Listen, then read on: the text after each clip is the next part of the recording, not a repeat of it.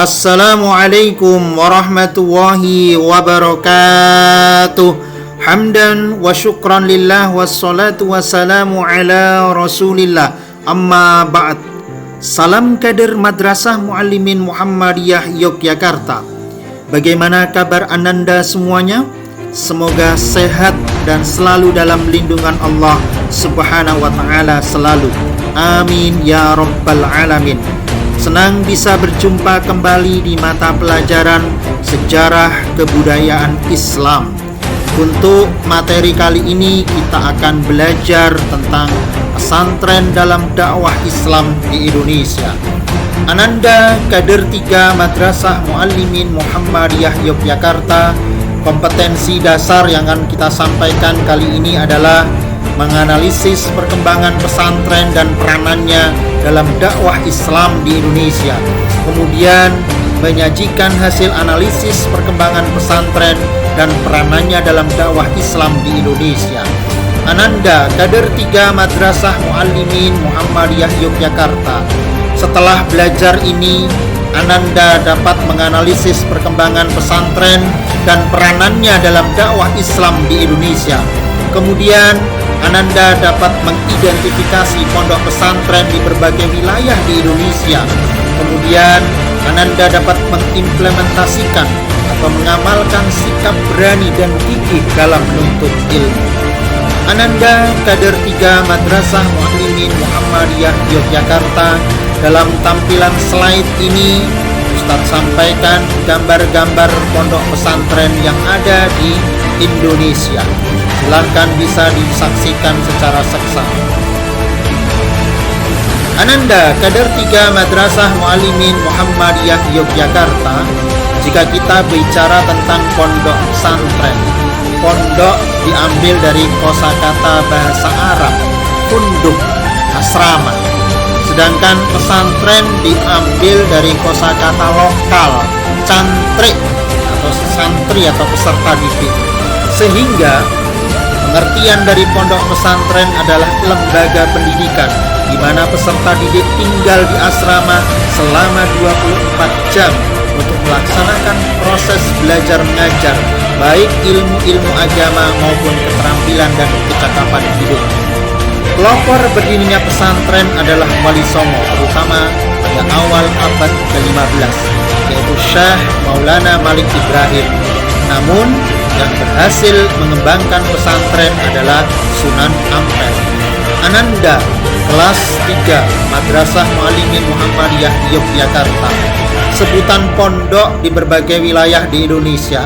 Kalau di Jawa, di Madura dan di Sunda disebut dengan pondok atau pesantren. Kalau di Aceh disebut dengan dayah atau menusa. Kalau di Minangkabau kita sebut dengan istilah surau. Kader 3 Madrasah Muallimin Muhammadiyah Yogyakarta. Berbicara tentang pesantren, ada 4 tipe pesantren. Yang pertama adalah pesantren yang menyelenggarakan pendidikan formal dan menerapkan kurikulum nasional, kemudian memiliki lembaga-lembaga setingkat madrasah ibtidaiyah, sanawiyah, aliyah, hingga perguruan tinggi. Contoh pesantren ini ada di Pondok Pesantren Tebu Ireng Jombang atau pesantren-pesantren lainnya di seluruh Indonesia. Tipe pesantren yang kedua adalah berbentuk madrasah dan mengajarkan ilmu-ilmu umum. Contoh pesantren ini ada di pesantren Gontor dan beberapa pesantren lain. Lalu tipe pesantren yang ketiga adalah pesantren yang berbentuk madrasah dunia, yaitu contohnya Ponpes Salafiyah Langitan Tuban atau beberapa pesantren lainnya. Lalu tipe pesantren yang keempat adalah berbentuk majelis taklim. Ananda kader 3 Madrasah Muallimin Muhammadiyah Yogyakarta. Setiap pesantren mempunyai ciri khas, dan ciri khas paling utama dari pesantren adalah satu, adanya kiai sebagai figur sentral, tokoh sentral di pesantren tersebut. Kemudian ada santri yang datang untuk belajar di pesantren tersebut. Kemudian ada masjid sebagai tempat pusat kajian. Kemudian ada asrama untuk tempat tinggal santri.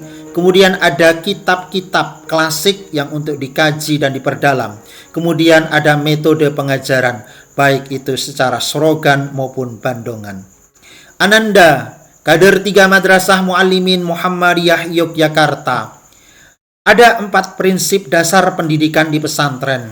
Yang pertama adalah prinsip pertama, hubungan harmonis kiai dengan santri. Prinsip yang kedua, adanya pelajaran hidup mandiri, survive menghadapi kehidupan. Lalu prinsip yang ketiga adalah semangat gotong royong.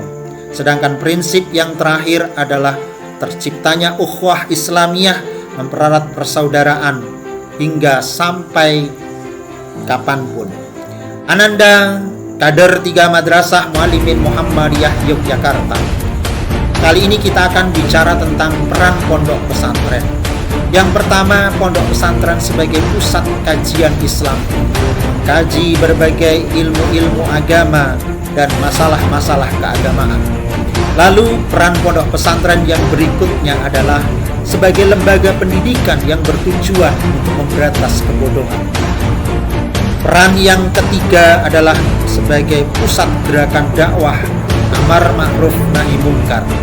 Peran yang keempat adalah sebagai benteng umat dalam bidang akhlak untuk membekali santri-santrinya akhlak budi pekerti atau akhlakul karimah. Di samping itu juga masih banyak peran-peran lain pondok pesantren untuk kemajuan umat dan bangsa. Ananda, Kader 3 Madrasah Muallimin Muhammadiyah Yogyakarta.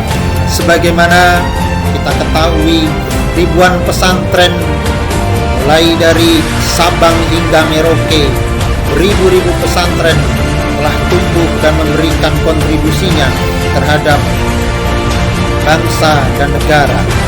Di Sumatera ada pesantren Subulus Salam, terutama di Sumatera Utara, atau di pesantren-pesantren di Sumatera lainnya terdapat pesantren-pesantren yang lain. Kemudian di Pulau Jawa ada pesantren Buntet di Cirebon. Sekalipun juga masih banyak pesantren-pesantren lain yang ada di Jawa. Di Kalimantan ada pesantren Darussalam Martapura Banjarmasin. Sekalipun juga muncul pesantren-pesantren lain di wilayah Kalimantan. Di Pulau Sulawesi ada pesantren As'adiyah Wajo, Sulawesi Selatan. Sekalipun banyak juga pesantren-pesantren lain khususnya di wilayah Sulawesi. Ananda, Kader 3 Madrasah Muallimin Muhammadiyah Yogyakarta. Demikianlah penjelasan tentang peran pesantren dalam dakwah di Indonesia. Untuk materi lengkapnya silahkan dibuka di buku pelajaran atau di portal Siswa. Sukses selalu, sehat selalu. Syukran ala husni imamikum. Assalamualaikum warahmatullahi wabarakatuh.